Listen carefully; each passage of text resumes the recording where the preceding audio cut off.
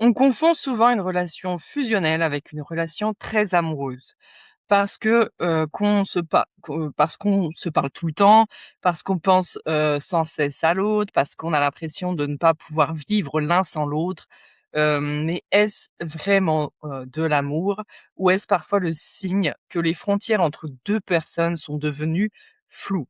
Aujourd'hui, je te propose de comprendre ce qui est réellement une relation fusionnelle, autant du point de vue psychologique, qu'au du point de vue énergétique. Bonjour et bienvenue sur ma plateforme de formation en ligne, Allez Courage. N'hésitez pas à aller regarder mes formations en énergétique, nettoyage énergétique, pendule, vie antérieure sur www.emonekarine.com. Mais pour le moment, nous allons comprendre ce que sont les relations fusionnelles. Donc une relation fusionnelle, c'est une relation dans laquelle les limites entre 2 personnes deviennent floues. On a parfois l'impression de penser pour l'autre, de vivre à travers l'autre, de dépendre de sa présence ou de son regard. Voici ce qu'est une relation fusionnelle. En psychologie, la fusion peut être liée à un attachement insécure, une peur de l'abandon, un manque de sécurité intérieure ou un besoin constant d'être rassuré. L'autre devient alors une source de stabilité. En énergétique, 2 personnes peuvent créer une connexion très intense.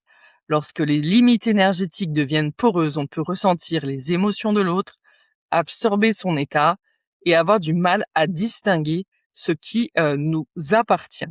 Et des fois, on a justement besoin d'expérimenter ces relations fusionnelles. On a besoin de se retrouver à travers l'autre. C'est aussi des relations qui nous permettent de nous connaître un peu plus. La fusion, pour moi, n'est pas l'amour. On pense souvent que plus une relation est intense, plus elle est profonde, et plus c'est de l'amour à fond.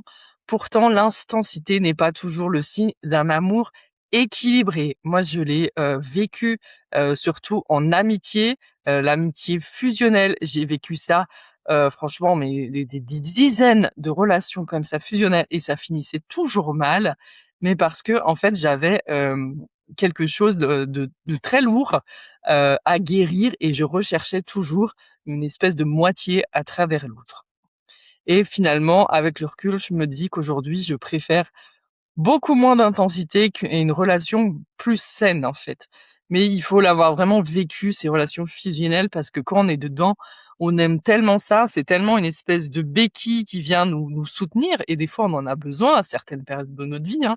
Je dis pas que du mal de ça, mais avec le recul aujourd'hui, j'aurais peur d'avoir une relation fusionnelle parce que, j'ai remarqué, bah, déjà que ça finissait toujours mal avec moi et qu'en fait ça avait mis, en lumière un mécanisme profond, chez moi, une blessure énorme que j'ai dû guérir et du coup, aujourd'hui, je n'attire plus de relations fusionnelles parce que justement je n'ai plus besoin de ça.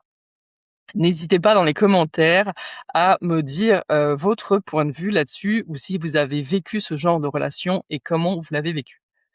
Donc on peut reconnaître une relation fusionnelle lorsque vous avez peur d'être seul, votre humeur dépend de l'autre, il vous envoie pas un texto, hop, vous êtes de mauvaise humeur toute la journée, ou vous oubliez pour préserver la relation et vous ressentez un vide lorsqu'il est absent. Et ça, ce sont tous les signes pour reconnaître les relations fusionnelles et que vous, finalement, recherchez chez l'autre, une béquille, à une blessure qui demande à être vue. Et comme je le dis, moi, je l'ai répété une dizaine de fois ce mécanisme, donc pour vous dire que c'est très difficile des fois à, se sortir de ça. Ça demande énormément d'analyse sur soi, de développement personnel pour pouvoir enfin mettre en lumière ça. Donc pourquoi ces relations fusionnelles s'installent? La fusion répond souvent à un besoin, le besoin d'être aimé, de se sentir en sécurité, d'être reconnu et de combler un manque intérieur. Et pour moi, c'était vraiment ce cas-là.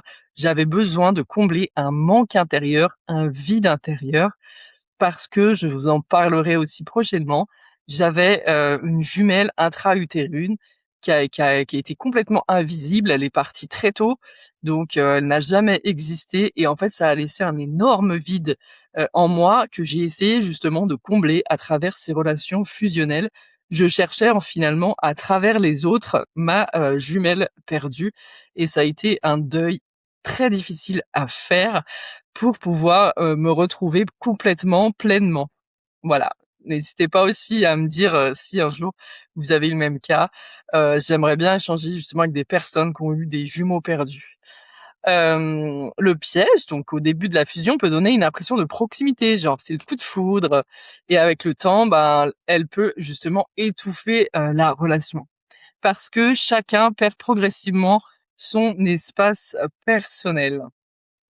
Moi, j'ai adoré, hein, les relations fusionnelles. Ce côté, coup de foudre, on se comprend tout de suite et tout et c'est génial, hein. Mais des fois, ça va trop loin. Des fois, on oublie de mettre des limites parce que justement, on cherche plus une béquille qu'autre chose. Donc le rôle de l'énergétique. Lorsque 2 personnes sont très connectées, il peut aussi exister des liens énergétiques très forts. Bien sûr, il ne faut pas confondre tout, hein. Il y a des habitudes de fonctionnement communes, des résonances émotionnelles, mais ces liens ne doivent pas empêcher chacun de rester centré sur lui-même. Et donc c'est ce qu'on appelle la fusion, c'est-à-dire que les limites vraiment deviennent floues entre 2 personnes et on ne sait plus qu'est-ce qui nous appartient de ce qui nous appartient plus. Au bout d'un moment, on a tendance à s'oublier soi à travers l'autre et c'est là que ça devient dangereux. Donc comment retrouver son équilibre dans ce genre de relation? L'objectif, n'est pas de devenir indépendant de tout, de casser la relation, bien entendu, mais de construire une relation où chacun garde son identité, tout en créant un lien, sain avec, l'autre et c'est pas toujours facile puisque nous sommes pleins de blessures, qu'on manque tous d'amour. Donc l'amour n'est pas la fusion pour moi. Une relation équilibrée permet de dire je t'aime et non j'ai besoin de toi pour exister. C'est une nuance essentielle et il y a aussi le problème de la dépendance affective, hein, quand on ne peut plus se passer de l'autre, on ne peut plus vivre sans l'autre. Pour moi là, c'est de la dépendance affective et c'est pas forcément un lien très sain. Donc ce qui change quand on guérit tout ça, alors que les blessures s'apaisent et qu'on fait donc ce travail sur soi, on va poser plus facilement des limites, on va communiquer, davantage, on va respecter les besoins de chacun et la relation devient plus libre et il y a une expression que j'aime bien qui dit que justement l'amour, c'est rendre libre l'autre et l'amour reste, mais la dépendance bien sûr diminue et ça crée des échanges beaucoup plus, fluides et ça nous touche, beaucoup moins en fait, parce que, bah, voilà, il y a tous les gens ne restent pas toute notre vie auprès de nous, ça va, ça vient. Les amitiés, il y en a qui resteront toute notre vie auprès de nous, puis d'autres non. Donc le fait justement de pas fusionner nous permet aussi de moins souffrir et d'apprendre à se connaître davantage. Le discernement, parce que j'adore ça. Toutes les relations intenses, bien sûr, ne sont pas fusionnelles et toutes les relations fusionnelles ne sont pas toxiques. Donc attention, discernement. Le plus important, c'est d'observer est-ce que cette relation me permet de grandir ou est-ce qu'elle m'empêche d'être pleinement, moi-même? Réfléchissez bien à ces questions pour pouvoir discerner, de la fusion, la les relations fusionnelles ou pas. Alors maintenant, c'est à votre tour. Est-ce que vous vous êtes déjà senti incapable de prendre une décision sans l'avis de l'autre? Est-ce que vous avez déjà eu l'impression de vous oublier pour préserver une relation?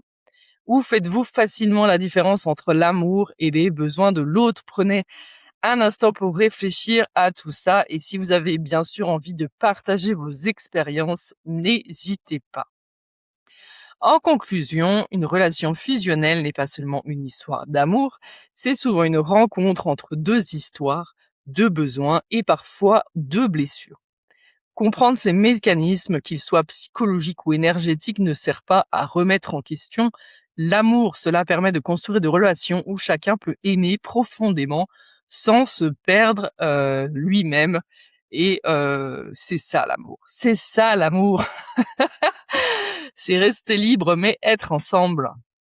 N'hésitez pas, pour aller plus loin, de retrouver mon article complet sur mon blog www.emonekarine.com. Les relations fusionnelles cachent-elles une blessure plus profonde?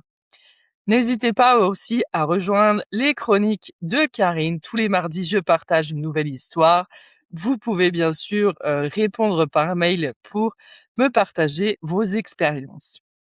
Dès que vous vous serez inscrit, vous recevrez bien sûr mon e-book gratuit des 7 mécanismes invisibles qui influencent ta vie. Un e-book qui va vous permettre, de voir ce qui agit profondément dans votre vie. Et n'hésitez pas aussi à me rejoindre sur mes réseaux sociaux et à regarder aussi mes formations pendule, nettoyage énergétique et vie antérieure. Merci en tout cas de m'avoir écouté. N'hésitez pas à partager vos expériences en commentaire et je vous dis à bientôt.